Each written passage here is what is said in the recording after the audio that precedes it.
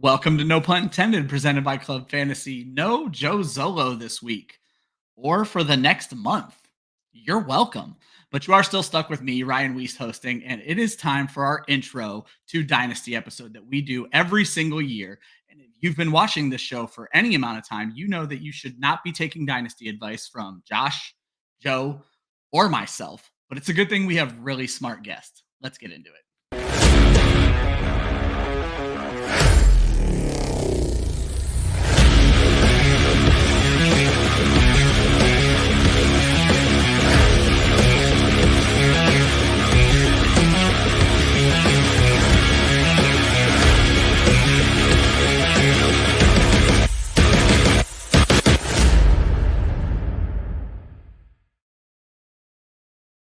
Welcome to No Punt Intended, presented by Club Fantasy. I am your host, Ryan Weisse. We are back at it. No Joe Zolo this week. He's off getting married or doing hockey banquets or whatever the fuck. Weeks, right? I was going to say, whatever the fuck he does to not be on the show with us. He literally told us at the end of last week's show that he would not be here for the next month.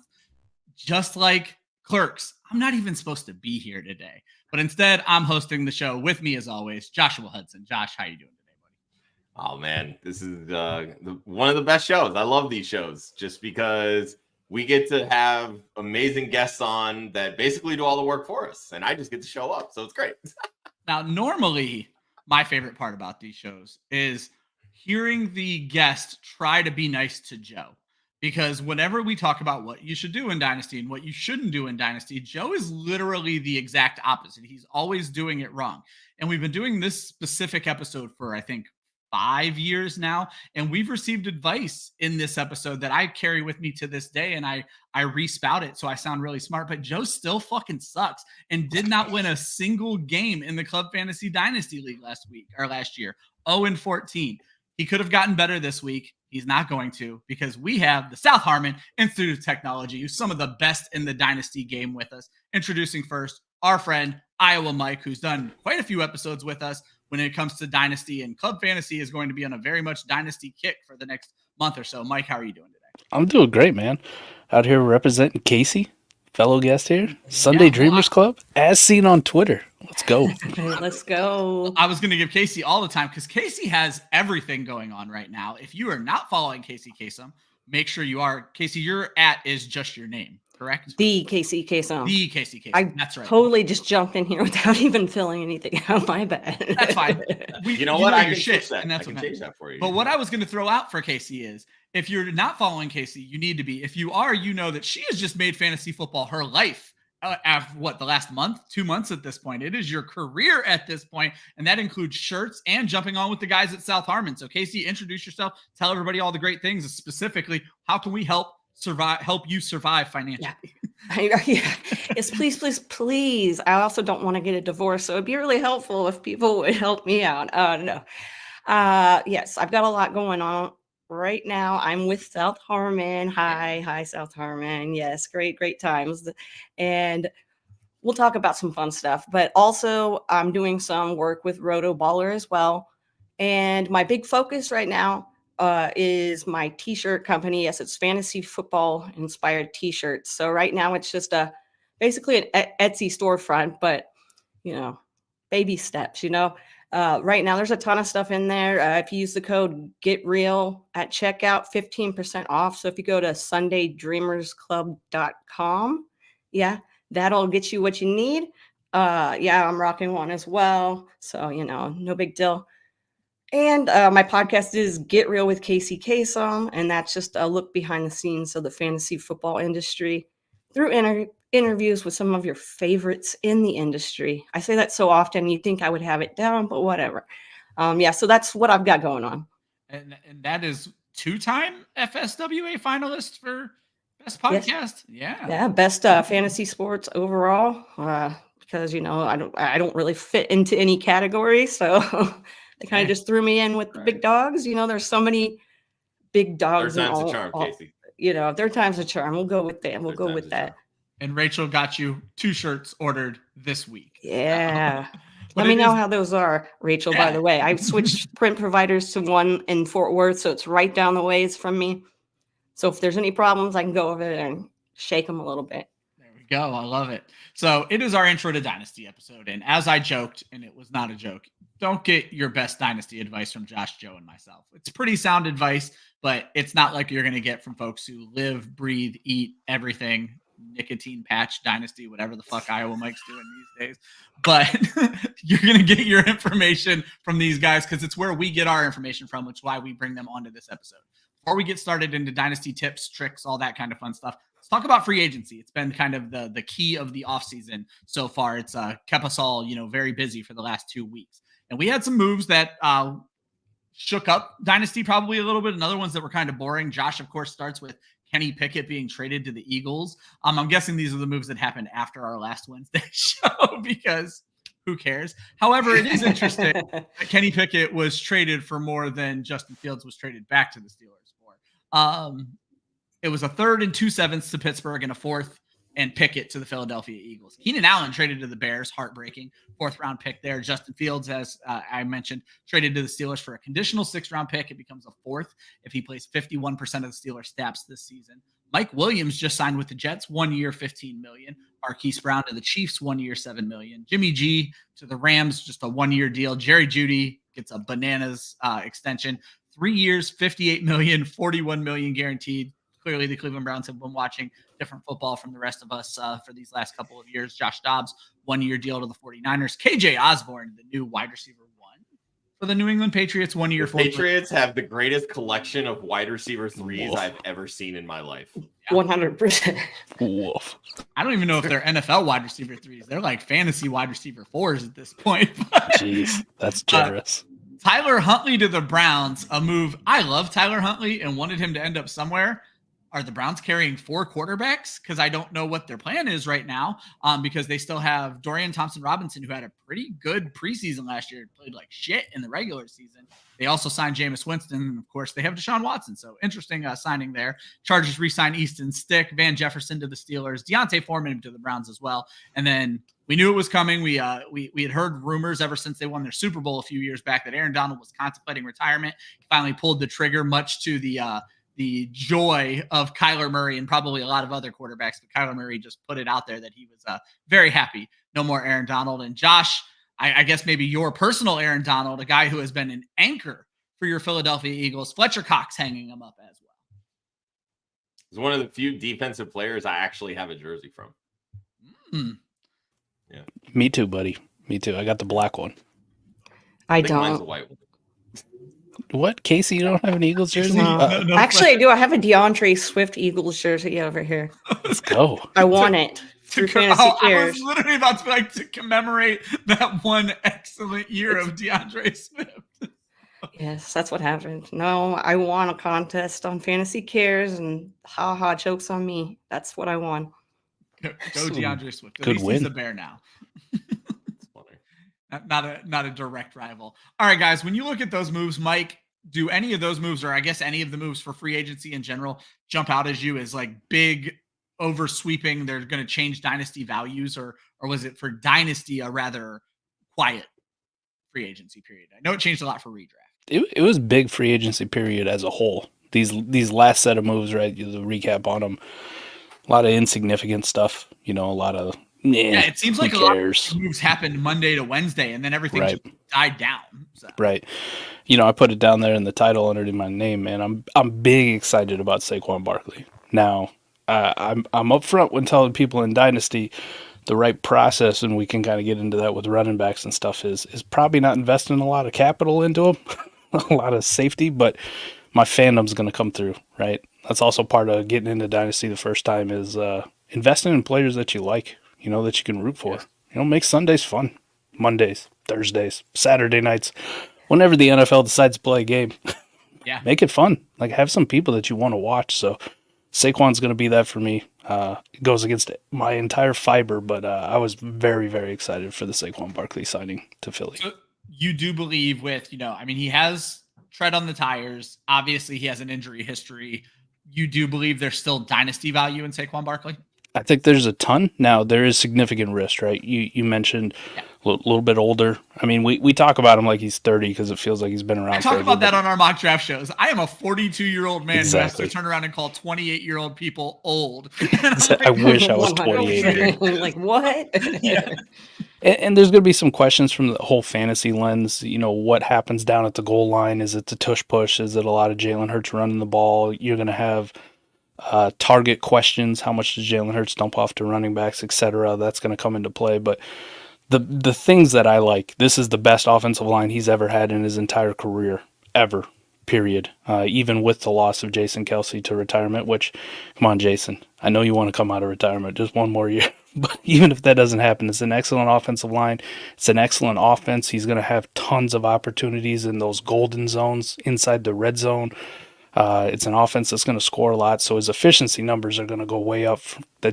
Better than you've ever seen in his entire career under this offense. So very, very excited to see how that kind of plays out with some of the negatives. But either way, you go from the Giants, terrible franchise, terrible team right now, to the Eagles, huge upgrade for him. And never forget that the Giants chose Daniel Jones over Saquon Barkley. They straight up had to choose between the two of them last year. They gave the deal to Jones. They gave the tag. Well, I guess they ended up turning into a 1-year deal with Barkley. So just a ugly move there. Before I move on to Kacey, I want to say a lot of new people in the chat that I'm seeing right now. First of all, hit subscribe. Don't be a dick. It takes like 2 seconds for you to go ahead and hit subscribe. But you're probably also here because South Harmon is here. And if you have Dynasty questions, Josh put exactly 4 questions into the chat because he expects you folks, our viewers, to carry the show. So make sure you guys drop some questions in there and we'll get them answered by people way smarter than us. Kacey, I can't imagine you're as enthusiastic about Saquon Barkley as Josh and Mike are. But were there any other moves other than the absolute 0 moves made by your Dallas Cowboys that have you excited for Dynasty at this point? You know, don't you love the framing of that question? Yeah, you know, Rico Dowdle is my that's what we're talking about. Right? Yeah, ride or die, baby. You know, that was it was more disappointing for me than anything exciting.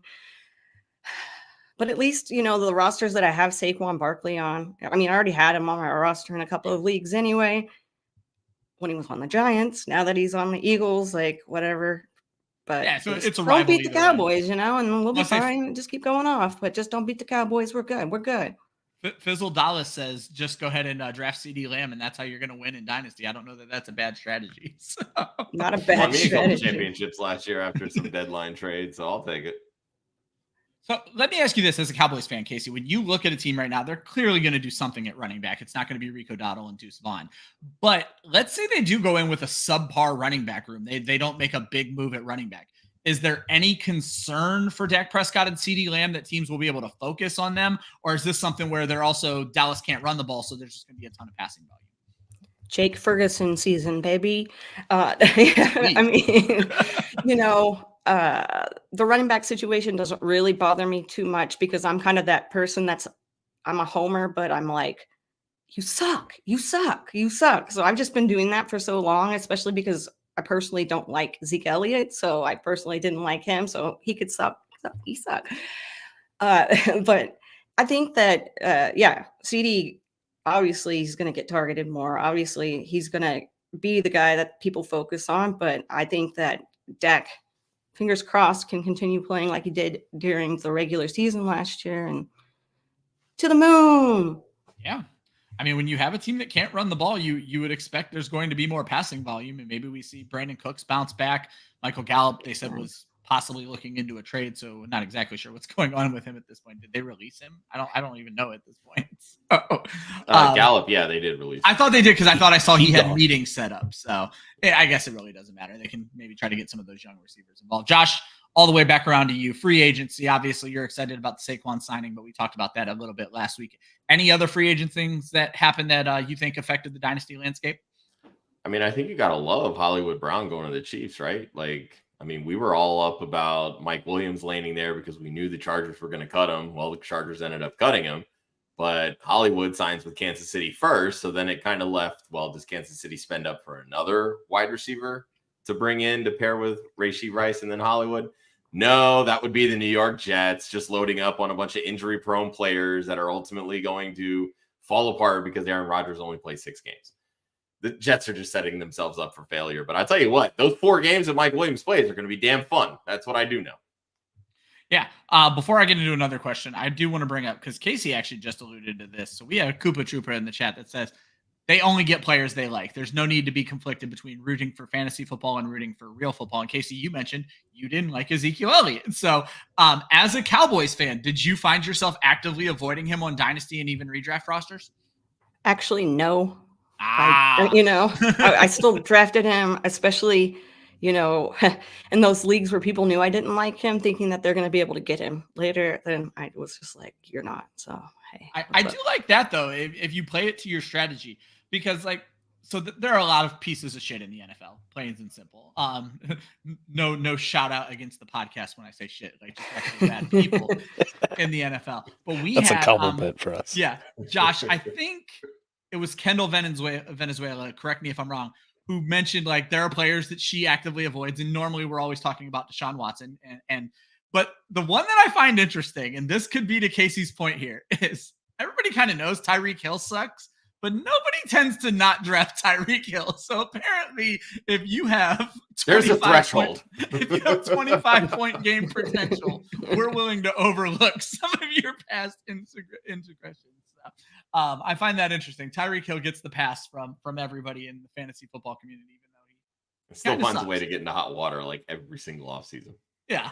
Mike, what the fuck is Pittsburgh doing at quarterback? Because obviously they're saving a lot of money. Literally ended up, I think, $4.3 million that are going to their 2 quarterbacks this year. But for fantasy, it's a headache because you have to think both are going to play. If you're unlucky enough like me, where you kind of bought into the Russell Wilson hype, you have Justin Fields and Russell Wilson on singular super flex rosters and have a lot of questions you have to answer right now. I guess my biggest question here is Russell Wilson is, dead on arrival, 35 years old. The dynasty value wasn't really there for Russ. He's also playing on a 1-year deal. Is this a situation where is Justin Fields a buy? Do you think he can be back in 2025 or maybe even by the end of 2024? How are you handling Justin Fields in the Pittsburgh situation right now, Mike? Yeah, I'm not as panicked as a lot of people are on him. Now, this was an interesting one for me because I also championed for Russ. Just from a fantasy production standpoint, he was very solid. We'll talk about it a little bit later, but in WORP, our tool for most of your leagues, he was actually above average. Had the Broncos in position there to make the playoffs, and then they're just like, fuck you, guy. Sit on the bench. We're going to play Jared Stidham. We hate you that much. Hated him enough to just cut him, eat all that dead money. Pittsburgh was quick to swoop in, said, hey, we'll give you a terrible, terrible contract in the scope of committing to you, but we're getting you on the dirt cheap. And then they go out and they trade for Justin Fields. Now, from all reports, Russ has a pretty fragile ego, just across the board, right? So I don't think he's going to have his own office in Pittsburgh. Justin Fields is a very good quarterback, in my opinion. A lot of people hate him. I get called a Fields truther, and that's fine. I'll champion for the guy. But when he is on, he is very, very electric, especially for fantasy purposes. So a lot of people are saying, yeah, look at the report. Mike Tomlin called Russ and said, yeah, you're the starter day one. I don't believe it. I think it's a competition right out of the jump, and I'm not going to be shocked if Justin Fields overtakes him as soon as this year, and Russ is hitting the road like he's looking for his next team, maybe his final team. Maybe he's just bouncing around, or maybe he just hangs it up and goes and hangs out with Sierra all the time, which isn't a bad choice either. I could get behind that. Kacey, do you agree with what Mike is saying there? Fizzle Dallas says he likes to see the Fields talk, so we're keeping hope alive. Do you agree with what he's saying there? And then I guess, is there a larger concern that not only is Wilson's contract up at the end of this year, Fields' contract is up at the end of this year. So are we positive he ends up back in Pittsburgh, or could we be talking next year about Wilson where he ends up, Fields where he ends up, and what the hell is going on with the Pittsburgh quarterback situation? Could it just be a repeat? Yeah, that's what I'm kind of concerned about. First of all, I do agree with what Mike said, especially the Sierra part, A+ commentary right there. Well, let me be clear. If my options were I'm already a millionaire and I can just go hang out with Sierra all day, that's the option. There's nothing else to do at that point. Yeah, exactly. I think that I am concerned about what's going to happen after the year, but I don't know, because it seems like the biggest trend in the NFL right now is to not builds your quarterbacks up when they start in the league. You're just automatically like throwing them to the side after the first year or whatever, or even before the first year even is done. And so, that's what kind of concerns me with those two, or with not those two, because obviously Russ is not a brand new baby to the game. But, that's what's concerning is how much does Russ still have, now that he's going to another place. Everybody was like super excited about Russ going there. And then the Fields news dropped and it's like, okay, now what? Because everybody was, just crapping on Fields, because he's not getting traded. He's not, nobody wants him, blah, blah, blah, blah, blah. So that was funny to see happen. Yeah, it was a landing spot that I think made fantasy managers lose their minds, plain and simple. And it's just not what we expected, because I think, as Mike pointed out and as you agreed with, Fields for fantasy purposes was gold, plain and simple. When he was on the field, I did not have a problem starting him in any game. Because you knew it could. Though, even his points per game weren't that high. I'm not saying he had a great season, but his potential. He's one of the few quarterbacks that go out and rush for 100 yards, Josh. So I'm not talking about. I wasn't upset about putting him in my lineup. Is what it came down to. It didn't always pay off, but I wasn't upset. But then you go somewhere where he's not a guaranteed starter, and it's just kind of heartbreaking. So I guess, Josh, looking at that situation, are you as adamant about Fields still being a good fantasy option, or are you worried when you look at that draft class, Josh? A lot of them don't play for the teams they were drafted by anymore. I mean, and I've talked about this before. I'm like, if people want to shit on Kenny Pickett, you could argue he was the best of a bad class. It was the same thing the year that Geno and EJ Manuel came out, right? They were the best of the bad class, and you end up, in fantasy drafts, and especially rookie drafts, you end up overvaluing them because they're quarterbacks. And then 7 years later, Geno Smith breaks out, Josh. So right? Give it a rises rest. Like the Phoenix, it only took him that long. But no, and I think with this new age NFL, there's just so much impatience when it comes to front offices, especially ownership. And I mean, we've seen it on multiple sides. Just look at David Tepper and what he's doing with the Carolina Panthers. He's had 3 different coaches in 4 years, right? So it's just really hard for any player, let alone a quarterback, which is one of the most difficult positions to play in the NFL, to get proper coaching when you've got somebody new teaching you literally every single year, sometimes every single week, right? So there's just no time for these guys to develop. And Fields, for all intents and purposes, he was dealt a shitty hand. They didn't have the kind of weapons that they needed to surround him with. But the people that drafted him were literally fired the next year. So then it comes, this new crew that comes in with the GM, the coaches, etc. They have no loyalty to this guy. So at that point, it's like, all right, well, let's just see if we can make this work. And then Ryan Poles looks at this last quarterback class and says, you know what? Yeah, let's give Fields one more year because I don't see my guy in this class, right? And then, of course, he lucks out, gets the number 1 overall pick this year. And it's like, well, Fields, you helped us win 7 games, but 7 just isn't enough. So it's time to move on. And in reality, that was the right decision because you're resetting the quarterback clock, right? Because if you end up going through and having to, give him, whether it's an extension or the 5th-year option, that price tag triples, quadruples in some instances. So you're not able to keep all of those weapons around him. Now you bring in a rookie quarterback, supposedly, likely Caleb Williams. Now he's got 2 all-pro wide receivers, tight end that we like to shit on, but has proven to actually know how to score touchdowns, and a running back room that can move the football. Now they need to rebuild their defense, and their defense looked a lot better towards the end of the year. Caleb Williams could be dropped into basically a division-winning team in 2024. That sounds really weird to say, but it's true.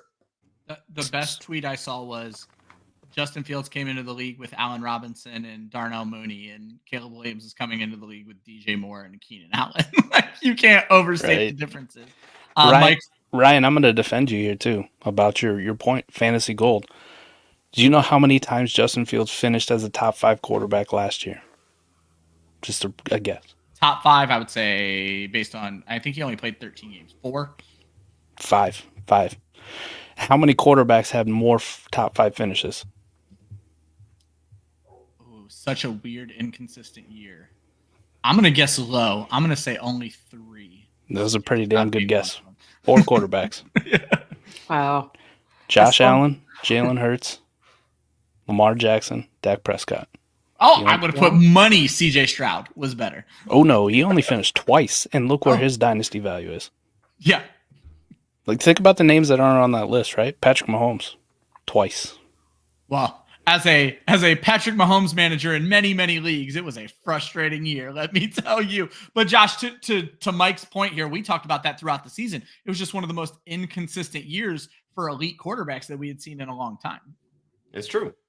Yeah, the quarterback position was just god awful last year. There were 66 quarterbacks that started NFL games last year, and I think it was 64 the year before.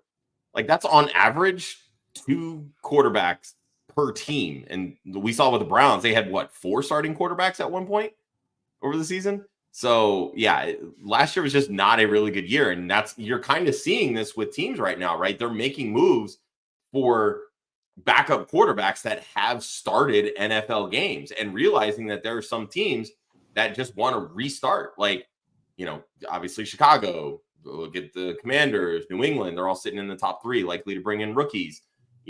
Minnesota is primed to move up into the draft. Las Vegas could make a play at quarterback. There's a lot of different teams that are likely to look at this incoming class and say, all right, I got to go grab somebody. And I didn't even mention the Denver Broncos, who obviously jettisoned Russell Wilson. So there's these teams that are saying, look, we've got an established starter, but we don't want to end up with our season getting tanked if we don't have somebody that has some level of starting experience behind. Mike, we kind of hijacked that from you. Was there more to throw in, or was it just the top 5 week thing? No, just the same thing. Like some other Fields propaganda stats. I know Fizzle's here for it. He loves it. But I'm leaving the comment up because I figured you had. Yeah, leave it up because I saw his comment, but I saw Mike's face whenever you brought it up. Mike immediately muted, and you could tell he was focused. Casey, I did the same thing. I was like, oh. There we go. But last year, 18.4 fantasy points per game, good for quarterback 9. The year before, 20.5, good for quarterback 5, right? That's the upper echelon of quarterbacks you're chasing every single year. And rushing quarterbacks, whether people think they can throw or they can't throw, rushing quarterbacks are the ones that run fantasy football. So if you extract yourself from how the NFL views them, whatever they view them as, if Justin Fields is starting for a team in 2024 at any point, you want him on your fantasy roster and you want him in your lineup, period. That's the end of the story. So I'd like him a lot more if he at least had Diontae Johnson to throw to. There you go. Well, they'll probably draft George Pickens 2.0 and AD Mitchell, and they'll just have 2 George Pickens, and he'll be able to chuck it, down the sideline to guys who can't separate. It'll be awesome. Oh, great at contested catch because every catch is a at that point, just draft Xavier Worthy, man. Like, but if he plays in 2024, you want him, which makes his dynasty value so hard to gauge, right? People will sell him for a late second, early third. People just want him off his team. They'll go down to terrible quarterbacks.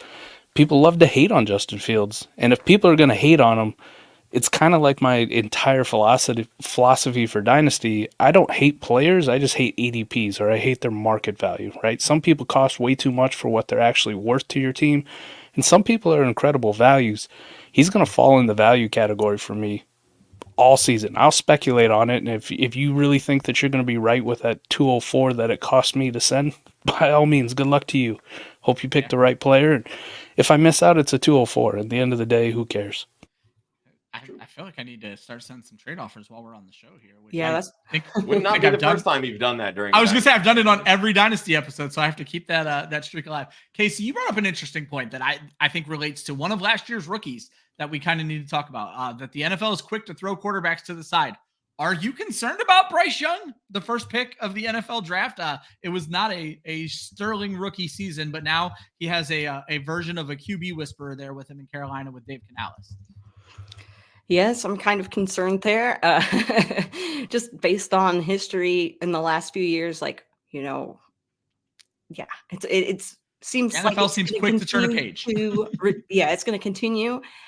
So I am worried about that, and I'm worried about who are we going to be able to take from that team for our fantasy rosters? Like, is there somebody that's actually worth taking? Like, I know there are, but it makes you think, especially if with that quarterback situation the last few years, Yeah.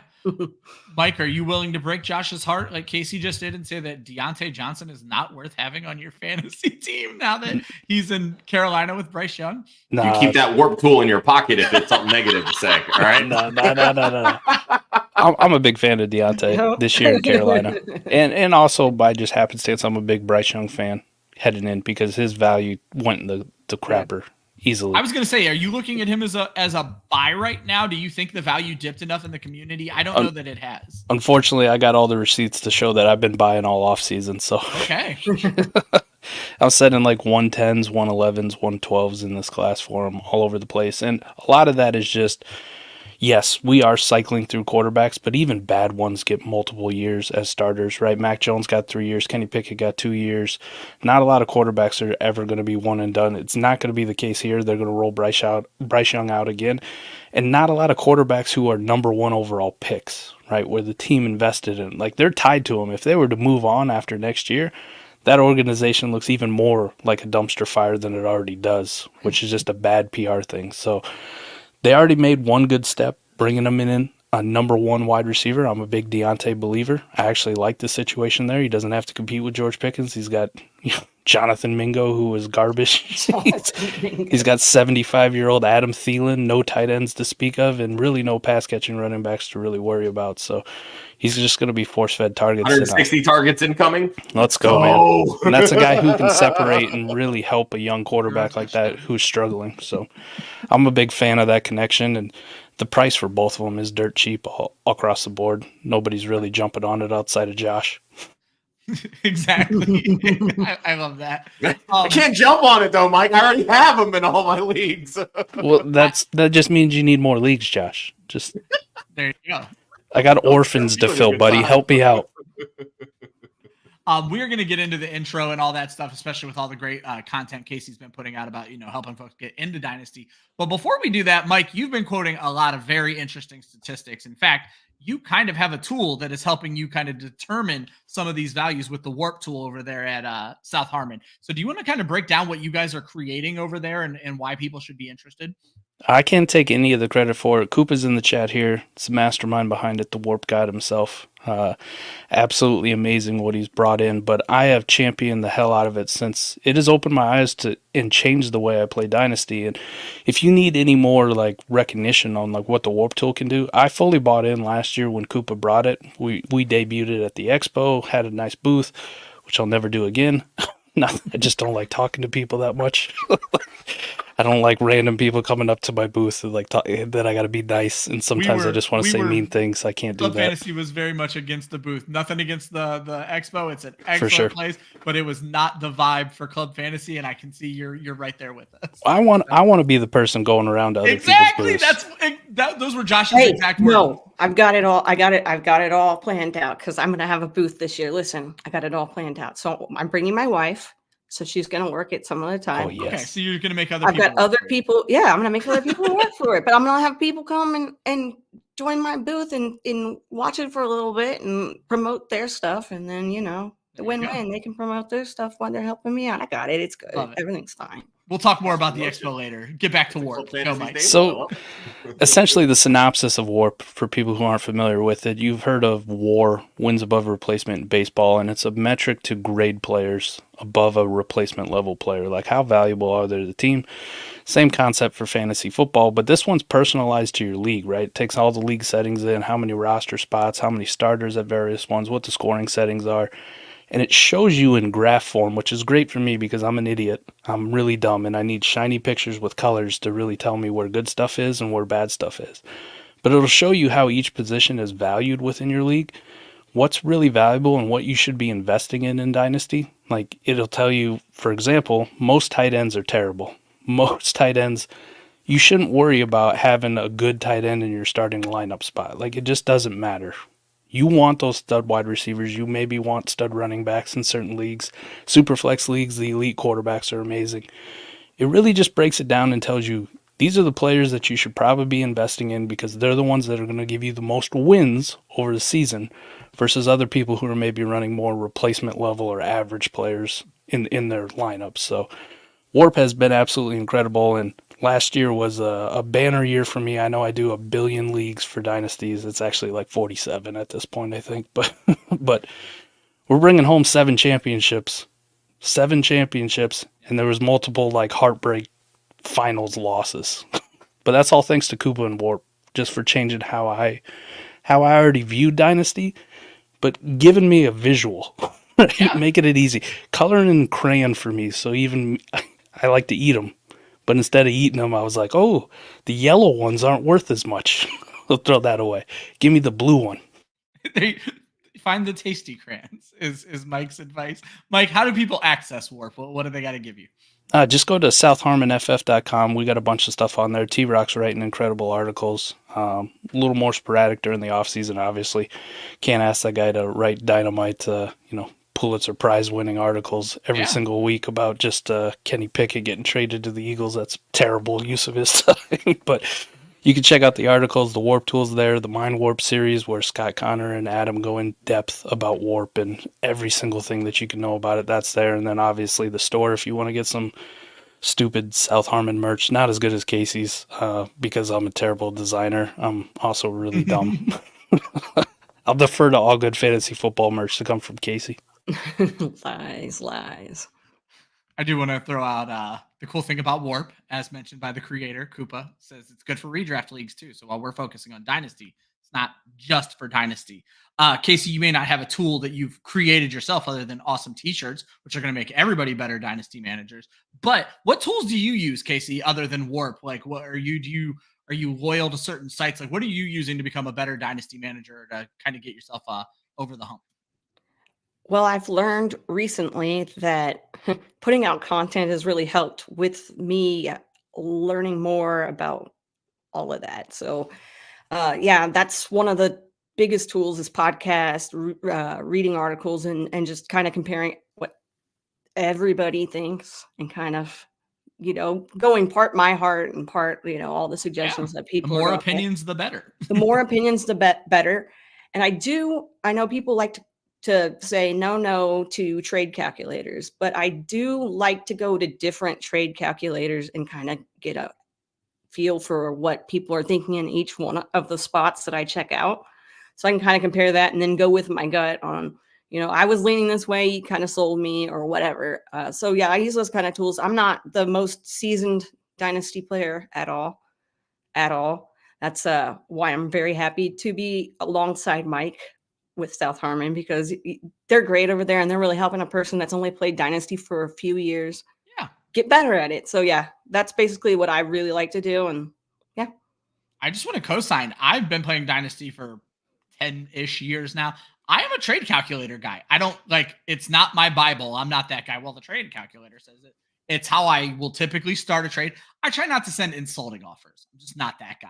So I use that to make sure I'm not being a complete dick from the start. And I kind of use it to make sure that I'm getting the value back that I feel I deserve. Sometimes I'll see a trade that has a name I like in it and I'm ready to just smash accept. And then I'll be like, hold on, this might not be the value I think it is because my heart is pushing me. We've made a few of those trades, Ryan. Oh, we certainly have. Sometimes a guy gets emotional and thinks that Travis Kelce's done and then has guests on his show who talk up Khalil Herbert and George Pickens. So Ryan fucking trades Travis Kelce for Khalil Herbert, George Pickens, David Njoku, and Hunter Henry. So that was a wonderful trade. Didn't even ask for a draft pick back. Should have probably went and looked at a trade calculator that night. But nope, I just smashed accept. So fuck you, Josh. I'll never forgive you for it. That's just kind of how it goes. Kacey. Still only finished fifth in that league, so it didn't matter. Dear. That looks like some of my rosters, though, right now with the tight ends that you listed. Yeah. Well, the good news is Njoku popped. Hopefully he can keep that going. And maybe George Pickens is for real. I don't think he is, but if anybody's willing to buy him like he's for real, I'm willing to sell him like he's for real. I don't know what to do right now. But Josh, I want to go to that same question with you. Obviously, Mike, a very seasoned Dynasty player, Kacey, a new Dynasty player. I think you're kind of level with me where I'd kind of put us on the in-between. What are some tools you use? Yeah, I played Dynasty for I think like 6-7 years now. Okay. I'm not as redraft focused with Dynasty as I know you tend to be from a year-to-year perspective. 100%. I definitely like the aspect of, trading stars, rebuilding through draft picks and draft capital, and then seeing the opportunity and saying, all right, I'm going to strike. I'm going to go get the veterans. I'm going to build a powerhouse for 2 to 3 years and see what happens. But in terms of tools that I use, I do use DLF quite a bit. I'm kind of like you, Ryan. Like, I will use trade calculators because I don't do dynasty rankings.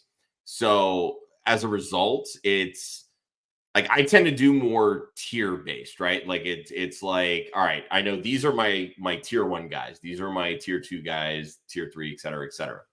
And I'm willing to kind of move between those tiers if it's going to get me somebody that I think is a tier above the other person that I'm giving up, right? Okay. So that's kind of how I tend to operate. But using those trade calculators can help just in terms of trying to get a better feel for how somebody else might be considering something, right? Like, and that's the one thing that I've realized with Dynasty is that you could be super high on somebody, but the person that you're talking to is way the hell down here. And it's like, all right, is there a middle ground that we can meet on? Or is it just, all right, we got to hit reset, move on, try something else because this just isn't working. There's no harm in telling somebody I don't value them that high or I value them way more than that. So if we're not going to get to the same page, let's move on to the next deal. Yeah, exactly. And, as Fizzle talks about in the chat here, I do use my gut quite a bit. Sometimes it has definitely got me into trouble. Kind of like when I went for it, so to speak, and traded JSN and Jahmyr Gibbs way before they popped. And that, of course, backfired because I got impatient. But, you're always going to have some leagues where, you've had like years of like frustrating bad beats and you're just like, all right, you make that emotional decision. But then in one league, you're like super sane and you make every calculated right move. And it's just like, where the hell did it go wrong from one league to another? Like, I don't get it. So, but it's just like, seeing the value increase based on certain things, whether it's performance here or not performance there.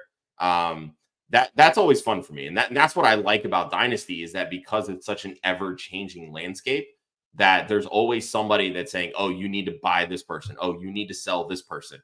And it's like, all right, when do I want to take advantage of some of these opinions? Because I'm feeling the opposite. Yeah. Well, and I think just to tie it all together before we move on, your tier thing where you want to get to the next tier, that's where you could use WORP is finding out are they truly an improvement? And I think there's times where obviously when Travis Kelce was Travis Kelce, he was a tight end who was dominating, but Travis Kelce came back to earth. And as Mike said, there's not a lot of value at the tight end spot. So if someone's really trying to get that tight end off of you, that might be worth moving up a tier at wide receiver. As to go back what Mike said, elite wide receivers are what's winning. We had a question from Dr. B way early on in the show. 2 QBs in Superflex was a 100% recommended and almost required to win, as told by every analyst everywhere last year. Does that strategy hold true this year, or has it changed, Mike? So this is a tough one that Adam and I have been talking about for, it seems like, since the end of the season. Historically, if you look at like WARP, quarterbacks have dominated multiple years. Now the last 2, because of injuries, because of this movement like Kacey was talking about, just moving on from guys right away, sometimes it hasn't worked out very well for the last 2 years. We talked about Patrick Mahomes, right, being way lower than Justin Fields, but that's a guy everybody loves, right? Still being drafted very high. But WARP, all these tools will kind of tell you that the trend over the last 2 years hasn't been really good for quarterbacks outside of just a couple guys. And, I don't know why people are shading Jalen Hurts at this point, Josh. Like I am livid seeing him go at like 107 or 108 in a startup draft right now. I'm losing my mind. Like this is a guy for the last 3 years just dominates every single year. Yeah, seeing CJ Stroud's value rise to the point where he's being selected or trading, like you're getting Jalen Hurts plus for CJ Stroud. I'm just like, it's crazy. What did Jalen do? Seriously. 39 total touchdowns last year. Where did this value dip come from? I don't get it. I have no idea. So this is an interesting one, and I'm of the opinion you're going to fall on 2 spectrums of this. And one side's going to be right and one side's going to be wrong, but I can't tell you for sure what side's going to be right. Like I have my own personal feelings. I'm sure Adam and I differ. We agree on a lot of stuff. That's why we're such good friends and we started this up together, but we're going to differ on this probably throughout the season until you actually see how it plays out. But if you still invest in two elite quarterbacks, right, Jalen Hurts and Joe Burrow, for say, like, I'm of the opinion that at some point we're going to see the regression line go back to the way it was, right? We're going to get that 2019, 2020, 21 type seasons again where quarterbacks just absolutely dominate. Adam's of the opinion maybe this is a new trend, and we kind of dove into it. Why is it this way? You know, some of it's just the way defenses are playing right now. A lot of zone, a lot of this cover 2 shell, cover 3 looks, where it's a lot tougher for these quarterbacks to push the ball down the field. You have to be really accurate, really good at reading zone coverage, not make mistakes, where you're seeing a lot of these young guys struggle. You know, a lot of guys losing jobs this past season because they're throwing multiple picks, absolutely killing their team. But I do have in the back of my mind that offenses are going to adapt, right? And the NFL is going to also look at it and go, hey, we can't just keep cycling through quarterbacks. It makes a good headline story, but we want to sell some merchandise, man. People aren't buying, Bryce Young jerseys because they think he's garbage and he's not going to be in Carolina, right? We're missing out on that market. So I don't know if the NFL does any kind of like rule changes. We've seen that in the past. Maybe that comes into play, or maybe NFL offensive coaches just go, yeah, we're tired of this stuff, man. We're tired of inefficient offenses or bad quarterback play. We got to figure something out to help our quarterbacks. It's interesting that you bring up the offensive coaches. Jason Wood tracks the coach movement for football guys every year. And the longest tenured offensive coordinator in the NFL right now is 2021. Like these guys have all been so new to their jobs. It's ridiculous. Everybody just keeps getting moved on. Now, a lot of that is because some of these coaches, Shanahan, I'm blanking, Sean McVay, they're their own offensive coordinator. So their guys are just getting plucked to go be somewhere else, but they were never actually doing shit with their teams to begin with because the coach was doing everything. But it's interesting that you brought up the play callers might get sick of it, but the play callers might not even have their jobs because it just seems like Kacey brought up, the NFL is just really moving on real quick. Kacey, when you're building a dynasty roster in Superflex, and I think this comes up a lot when I do Superflex mock drafts, because you can't trade in Superflex mock drafts. In actual Superflex drafts, you see trading all the time. And I'll be the first to admit, I am someone who's trying to acquire that second first-round pick, so I do walk out with top 2 quarterbacks. Is that still your strategy, Kacey, or is that a strategy you've adapted with you being kind of newer to dynasty football? I think I still kind of go with that, where I'll try to move up so I can get have 2 first-round picks. I'm kind of all over the place because I'm still not that great at drafting. So, fair. I will tell you, I straight up, all my, all the success that I've had in Dynasty was due to trading. So yeah, if I go into it, the quarterback situation with having 2 top quarterbacks in a super flex league, my gut says that's the way to go. I know that it sounds crazy to say, I agree with everybody because, blah, blah, blah, blah, blah. But in my heart of hearts, I've seen it backfire on me way too many times where you wait and then what are you left with? So you start going, okay, I'm not doing that again. And you can kind of learn, that's not going to happen anymore. Casey, I do have a question really quick, Ryan, before you you're fine. on. So you mentioned you don't feel like you're good at drafting. Do you prefer to take over orphans then versus join startups when it comes to Dynasty? Well, first and foremost, I've never taken over an orphan. Okay. I know that I've talked to Mike about figuring something out. I got so lots. I say it sounds like Mike's on the hunt for some adoptive parents. I feel like half of my dynasty teams are like orphans. They feel like orphans because you're neglecting them. No, yes, because I'm trying my hardest, but I'm just not a great parent. I don't know. This show has taken a turn. I don't have any kids in real life, so it's okay, everybody. I do, and I'm also anyway.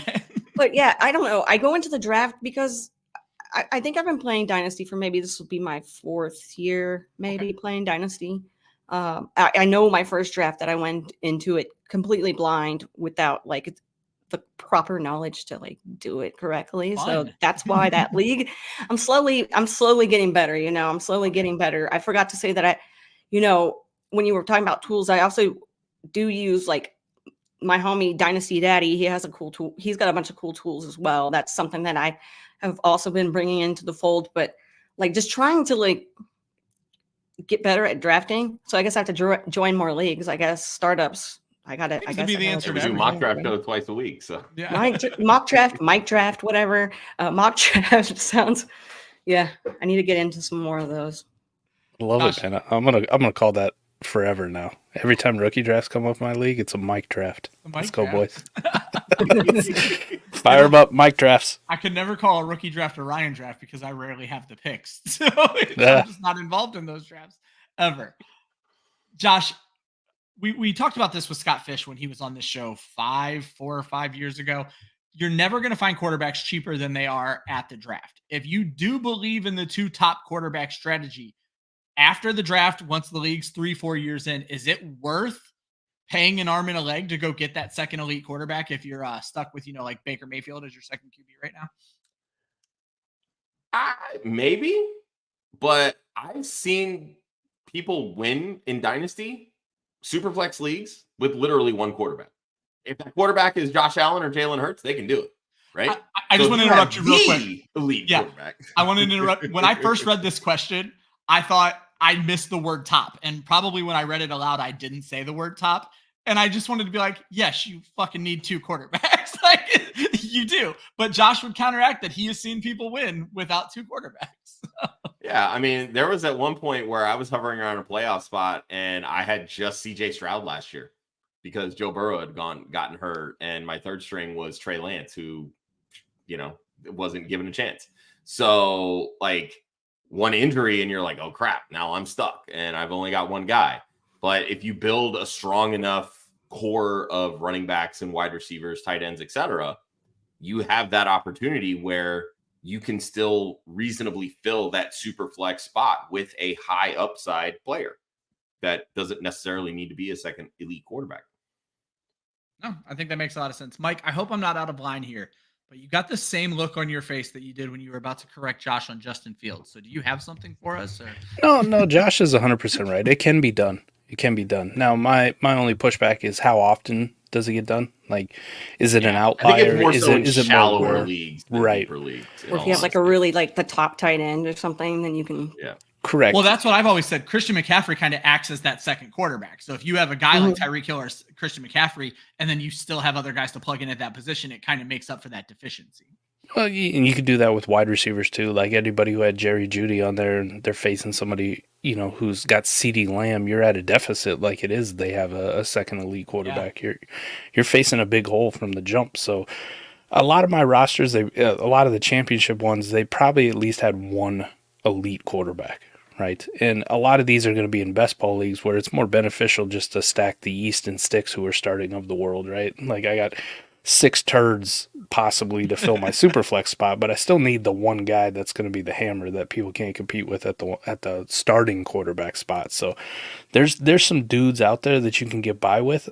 I only wonder, like, is it more beneficial for a newer dynasty player, for a person just starting out in their first super flex league, to roll in with that mindset that I'm going to not have any quarterbacks really in that first round, right? Like, I'm going to be the person who trades out of the first round, and now I'm maybe taking a quarterback in the 3rd round, or maybe taking a quarterback in the 4th round. And like Kacey says, sometimes you get in those drafts and it's like, who the hell is this guy? Oh, man, Baker Mayfield? Yeah. Is he even going to start this year? Oh my gosh. No. So I had a dynasty team last year where I finally decided I was going to be the guy to trade down instead of trade up. So I still took Justin Jefferson with my first overall pick, and then people started making me all sorts of offers. And so I just started, I promise you, I 100% Jim Carrey yes-manned it, just started accepting every offer that looked like it made sense, where I was trading down and acquiring more picks. Well, it worked out. I have the 101 this year after making the playoffs last year, so I was pretty happy about that. But the negative side of this coin, I have Kenny Pickett and Russell Wilson as my quarterbacks. So first of all, I made the playoffs with those 2 fucking bums last year, mainly because I also had Baker Mayfield. So I guess I have Baker Mayfield as well. So he kind of saved me last year. So it's a win and it's a lose. Mike, you kind of brought up in best ball, but I don't want to just focus on best ball, that you sometimes will have 6 quarterbacks to fill in the super flex spot because you don't have to start them. I had to do a cut down on our roster today because we rolled over on MFL and we have to keep ourselves at 25-man rosters. And our IRs and taxi squads got kicked back up to our thing. So I had 33 players. And of those 33 players, Mike, 9 were quarterbacks. Is there such thing as too many quarterbacks in Dynasty Superflex? Okay. No, you're good. It's the proper way to roster construct. And that's what I tell anybody new coming in. This has changed. This has really changed. We did a podcast on this where we dove into it, but I used to be always that guy, especially in off-season time right about now. You go to the waiver wires and you're tinkering a little bit, but you find that tight end that's like tight end 2 or 3 on their team, but you liked his profile or you kind of like the player and you're like, hey, he could pop next year, and you put that guy on your roster. And a lot of these backup quarterbacks, you're like, this dude isn't going to start. He's garbage. He's never going to play. And then you come to the season and that tight end's never done a thing ever. Can't even make the active roster. And the starter behind that backup all of a sudden goes down, and somebody in your league's looking for a quarterback, right? Like it's either a hot waiver wire commodity. I want to be the guy who's got that extra quarterback, that one laying around like, hey, can you give me a third for Easton Stick? He's starting for you this week. I guess I just need somebody. Like I got to plug some guy in. So I want to be that guy. So in the offseason when you're roster constructing, a lot of that podcast was focused on how many of those tight ends ever like come into relevance, and not a lot. How many of the wide receivers? We all have those wide receivers, those favorite guys. Like I'll throw out like a Tyler Scott, right? Yeah. Trey Palmer, something like, I like his profile. He could have a bigger role this year. Those speculative buys. Last year, if you look at it, the only tight end the only wide receiver that came into relevance from outside the top 50 at this time was Nico Collins. It was like, he popped. And he popped in a big way, but most of the guys are just irrelevant. Running backs and quarterbacks, those are the guys where their jobs cycled, there's injuries, there's big shifts in dynasty value in season. Those are the people that you want to roster in the offseason. I love it. We did a lot of the show about roster construction and how to approach certain things. But Kacey, we didn't really get a chance to intro Dynasty. And that's something you've been focusing on in your time with South Harmon.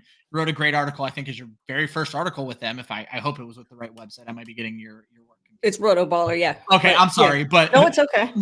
But you've been kind of focusing. What do you look for when it comes to Dynasty leagues, and what are you doing with South Harmon right now when it comes to intro to Dynasty, if you will? Right. Well, okay. Dynasty was something that I was really scared to start when everybody's like, come on, play Dynasty. For years and years, they were trying to get me to play Dynasty. All I did was redraft. Redraft was my friend. We got along. Great. Somehow got talked into playing Dynasty. I say somehow got talked into it, but John Bosch and John Moser, they started leagues for beginners, and I played in one of those leagues, and it was a lot of fun. So I kind of got that Dynasty itch, and I was like, I need to scratch it. I need more leagues. So I joined way too many leagues, and then felt like the dick when I was like, I have to leave some leagues. And, people like John Bosch understood that their league rules were too complex for my little brain.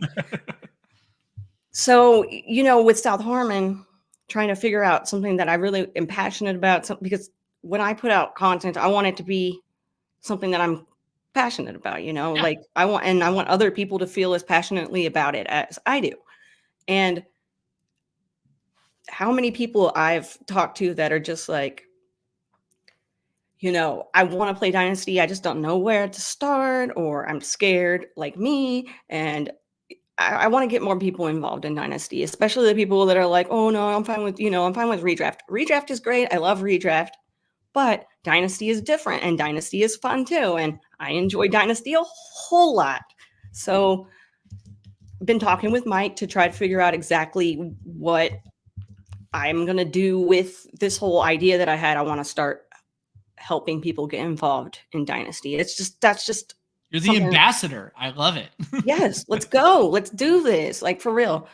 I don't want anybody to feel like they are missing out on something, because you kind of are, but I don't want them to feel that way. So we've decided that, what would be a cool idea is to have those individuals who are kind of, wanting to test the waters with Dynasty, want to play, want to know that this is a commitment. So, we're trying to keep these leagues around, but we're going to start some leagues, at least one, where it's going to be a Dynasty best ball. We'll talk more, but, it's going to be a Dynasty best ball league, and we're going to pair brand new people, the newbies, with people who've played Dynasty before, to kind of awesome. Co-own these teams, so they can talk with each other about the drafts and come up with strategies for that.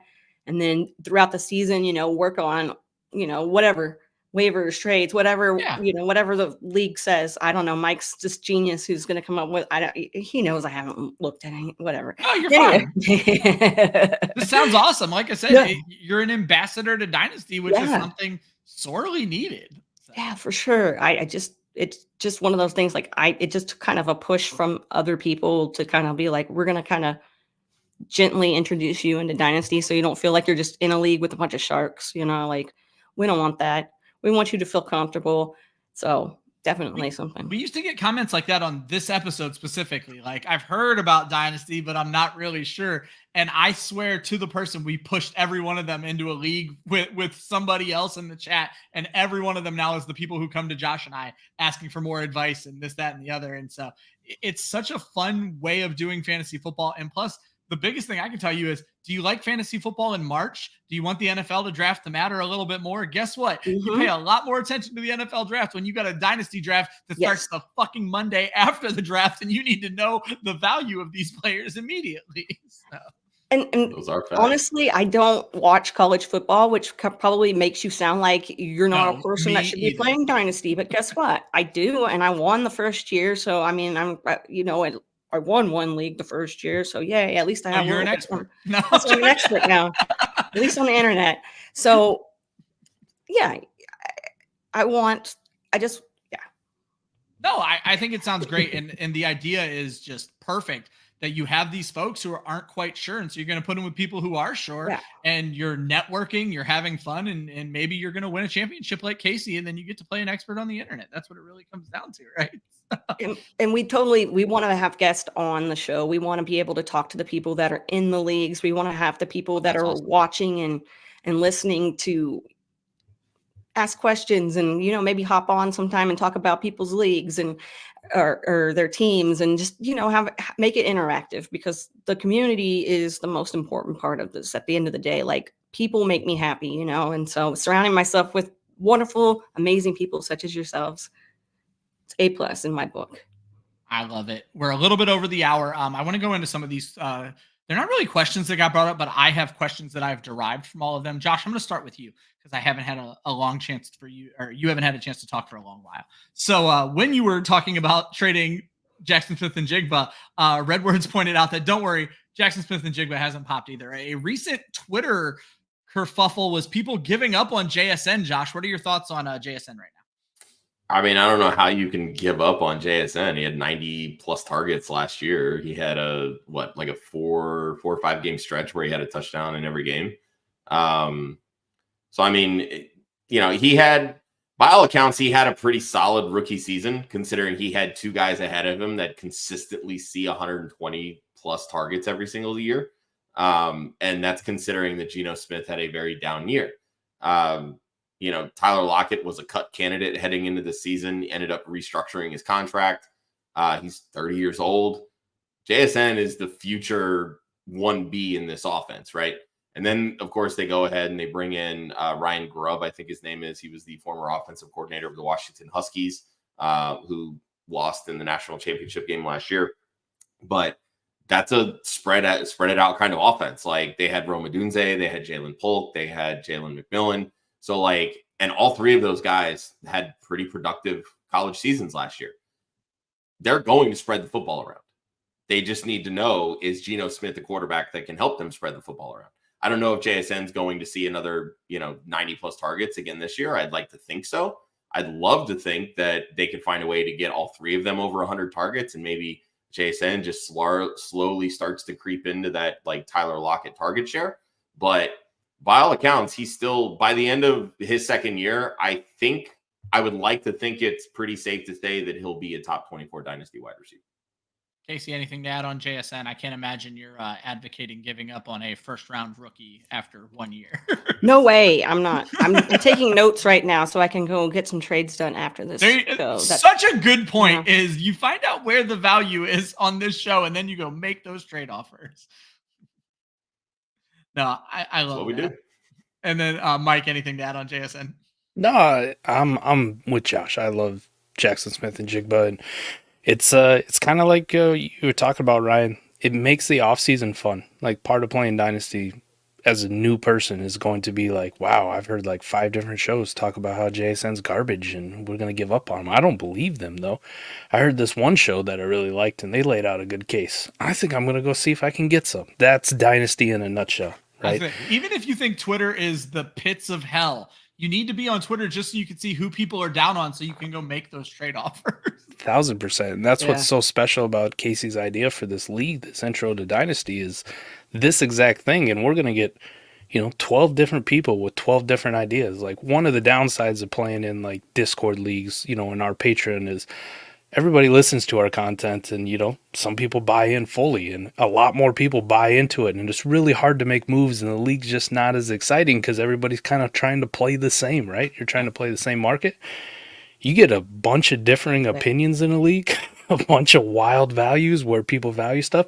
That's what really makes a Dynasty League fun, and that's what you're going to bring new people into. You're going to give them the best of the best. Later down the road, once they're a little bit more accustomed, welcome to a patron league where it's hell. Yeah. Everybody's trying to gouge your eyes out. Yeah. Josh, I found this one interesting. Okay, so did you want to jump in? I just wanted to say also, if anybody's interested, to hit me up or hit Micah, because I've got a list, but it'd be really cool to get people that want to be active. So that's the number one thing. Yeah. So hey, if you're I can thinking help you about find Dynasty, some of the pros, Casey. Yep. If you haven't found any of those yet. I might be on the other end. I might just need some damn help. Coop says the only regret that they have about Stroud is that they don't have any more shares to sell. Josh, is this the sell window for CJ Stroud? This young QB, the savior of Superflex, or are we moving on because the prices are just too damn high? I mean, I get that mentality. I do. But I feel like when you find yourself trying to sell really, really good players at high value, because they're a really good player, their value can still go up. And I mean, you would literally have to believe, in my opinion, that CJ Stroud has peaked. Like, this is the best that we're ever going to see from him. And I think if you... No. So hold on. Do you have to believe that, or do you have to believe no one's ever going to give you more in a trade? Because I'm not saying maybe. Yeah. But, like, I just kind of like... If you had given up on Patrick Mahomes after his first full season as a starter, how dumb do you look right now? You know what I mean? And this is no disrespect to Koopa. He's probably a hell of a lot better of a Dynasty player than I am. Yeah, but I have CJ Stroud in one league. So, and I have him with Joe Burrow. And I'm like, sure, I could, in theory, trade CJ Stroud because I'm safe. I still have an elite quarterback in Joe Burrow. But why would I want to do that when Joe Burrow can't consistently stay healthy? But also, now I don't have to worry about my second Superflex spot, and I can just be fine building out the rest of my roster. I mean, and I also have 4 first-round picks in this draft coming up, in my rookie draft, including the 2 and the 3. So I'm going to end up with Jaden Daniels or Drake May in one of them, plus Marvin Harrison, which I'm excited about. But I need to go through and rebuild the rest of my roster, right? So I guess from that perspective, I can see why trading CJ Stroud would make sense. But if the goal is to have 3 quality quarterbacks, why would I trade simply just to make it to where I still need 2 quality quarterbacks? You know what I mean? Yeah. That's what I'm getting at. So, well, Coop chimes in. The only reason they're out of Stroud is because he's valued as a top 3. There's only 2 more spots he can go. So, Mike, you want to jump in for Coop there too? Or are you looking to? I guess that's the weird question. Are you looking to trade Stroud, or does someone need to send you the deal? No, I'm looking to actively shop CJ Stroud, and a lot of what Coop touched on there. Here's the problem I have with CJ Stroud. He was absolutely electric his rookie year, right? Very good. And he's valued very high, but the problem was it got way too high, right? He got elevated up into that elite territory in fantasy football dynasty, however you want to look at it, where he doesn't really belong. Like, his rosiest outcome is to hit 20 points per game, 21 points per game, like Joe Burrow-esque. That's where he should be ranked, like somewhere in that range. And instead, people are ranking him as going to walk right into 24, 25, 26 fantasy points per game at the quarterback position, which he just can't obtain unless he's throwing for Patrick Mahomes like MVP numbers of 5,000 yards and damn near 50 touchdowns. It doesn't happen for quarterbacks who don't run the football a whole lot. And you're talking about a guy who's got, less than 200 yards rushing on the season? Like, you need to hit that 4, 5, 6, 7, 800 yard type plateau in fantasy football to be that elite dominator. That's not CJ Stroud's game. He's more Joe Burrow. He's more of this middling QB5, QB6, and you say middling, but in terms of what Lamar Jackson or Josh Allen or Jalen Hurts is going to score, it's a very different type tier. And he got elevated up into those guys' tiers. Like, I'm watching drafts where people are taking him 101, 102, 103, and Josh has seen it. And it's like, oh, come on, what are we doing here, man? Why are you fading, Josh Allen? Why are you fading Jalen Hurts to take CJ Stroud when this isn't clearly the same guy? I guess for me, it just depends on the type of league you're in. Like, if the league that I'm in doesn't value Stroud like that, I'm not actively looking to shop. Well, you know what that's I mean? fair. Yeah. Yep. Yeah. So, and that's the thing is, like, the two leagues that I have him in, one of them's not a super flex league. Oh. So I'm not going to get that Yeah, that's premium water. type of return. So it literally makes no sense, even though I also have Justin Herbert on that team. But in the other one, like I mentioned, I have Joe Burrow in that league. And it is a super flex. I'm sitting with the 2 and the 3. The only trade offers I'm getting are for the 102 right now. And I'm not moving off of Marvin Harrison Jr. I'm sorry. There you go. Casey, just to put a button up on this and basically button up the episode. I think one of the things that really scares folks in Dynasty, and we kind of talked about the trade value charts already, but is trading in general. I know our Faith absolutely hates trading and won't make a trade without 5 different people consorting with her about whether it's the right trade or the wrong trade. And there's so many questions about trading. And then we're on here talking about trading CJ Stroud, the NFL Rookie of the Year. What advice do you give to folks who are just jumping into Dynasty when you land a CJ Stroud and everyone's telling you sell because the prices are so high? Is it okay just to hang on? Like, what do you do in that situation?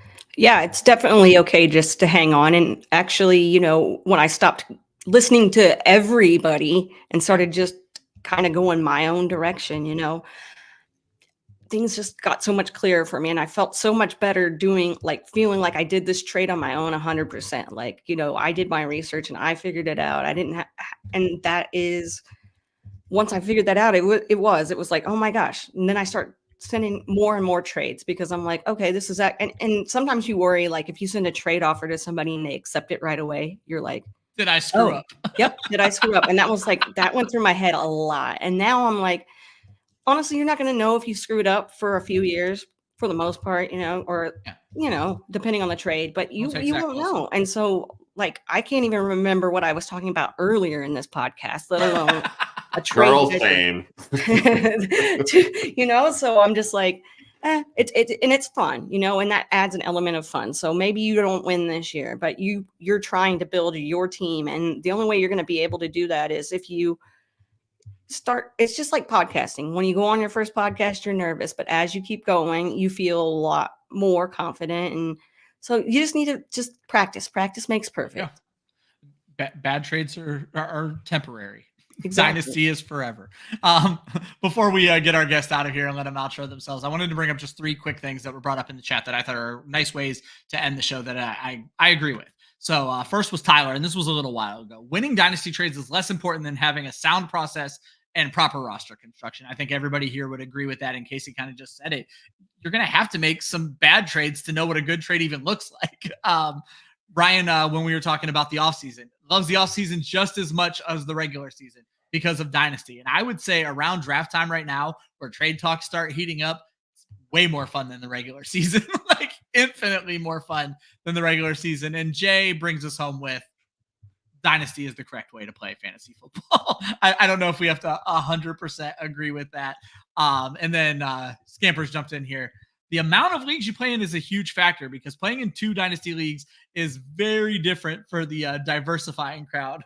So league amount can also change your entire opinion on Dynasty because sometimes if you play in too many, it's just an absolute nightmare, as we are all very, very aware.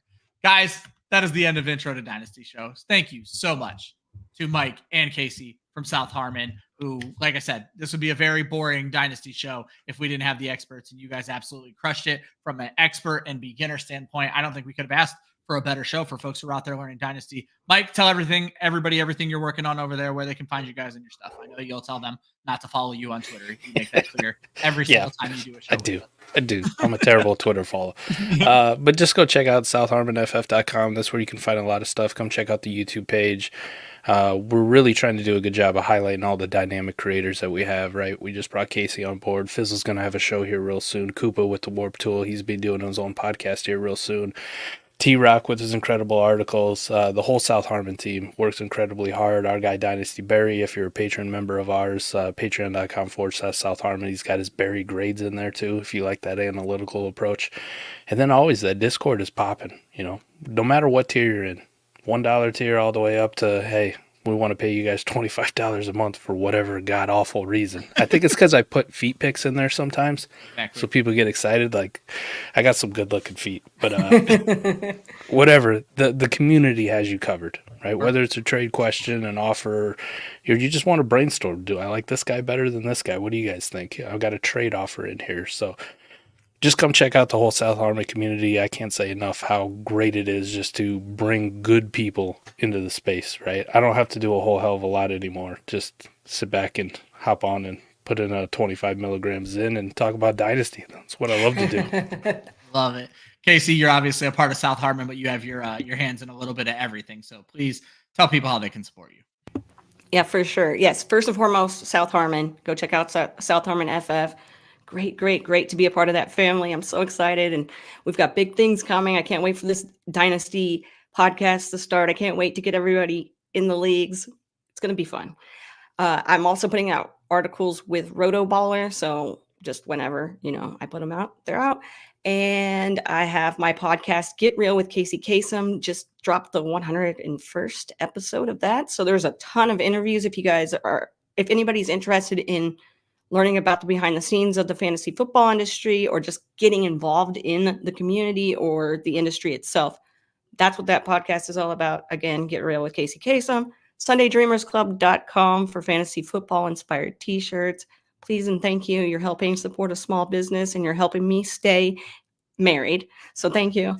I don't think I'm missing anything. At the Kacey Kasem on Twitter, and we're good to go. I thought you were going to forget Sunday Dreamers, and I'm like, I think you need to be pitching that one. But yeah, that is. There you go. Please and thank you. Please and thank you. Get Real. If you use the code Get Real in March, you get 15% off your order as well. So that would be awesome. Let's go. Check them out. Fantasy football shirts. Josh, what do we got going on at Club Fantasy?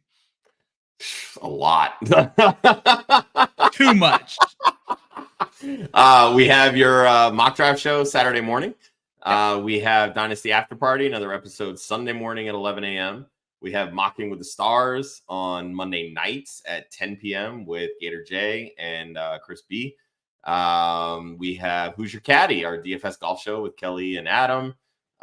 We've got a couple other shows in the works, which we can talk about off air. We've got more articles hitting the website, clubfantasyffl.com. Whole lot of stuff. It's going to be a very busy spring and summer and leading into football season over here at Club Fantasy. And if you only follow us on Wednesday nights, next week kicks off the most important month for me as a Dynasty manager, because like Kacey, I don't watch college football. So I finally get to figure out who the fuck these people are. We start our annual Stars of Tomorrow series with quarterbacks, and we are bringing her back for the second year in a row. Chrissy Freud from A to Z Sports is going to help us go through this year's quarterbacks. That is next Wednesday. Are we doing a special time, Josh, or 7 o'clock? 7 o'clock. Okay, next Wednesday, 7 o'clock. Chrissy Freud, as we talk quarterbacks. For Mike, for Kacey, for Josh, I am Ryan. Follow Club Fantasy at Club Fantasy FFL. The website is clubfantasyffl.com. Always remember, defense wins championships. Offense wins fantasy football. We will see you next week.